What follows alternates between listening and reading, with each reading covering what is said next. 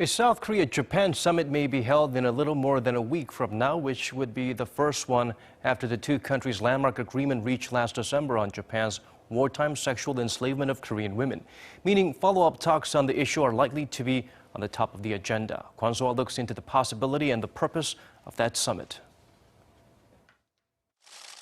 The leaders of South Korea and Japan could soon hold their first bilateral meeting since last year's landmark agreement on Japan's wartime sexual enslavement of Korean women. Japan's Asahi Shimbun newspaper reported Wednesday President Park Geun-hye and Prime Minister Shinzo are working to arrange a meeting on the sidelines of the Nuclear Security Summit that kicks off in Washington at the end of this month. South Korea's presidential office of Cheongwade has not confirmed the report. But if the summit does occur, follow-up measures on the implementation of the so-called Comfort Women deal are expected to top the agenda.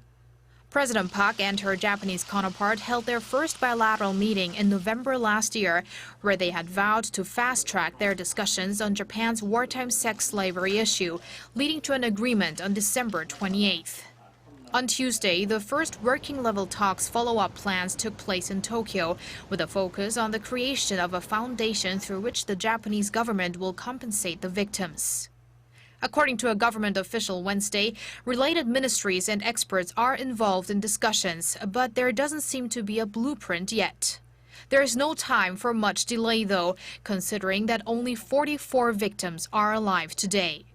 Another concern is that doubts of Japan's sincerity towards the matter keep arising, including speculations regarding the removal of a statue located in front of the Japanese embassy in Seoul and which symbolizes the comfort women.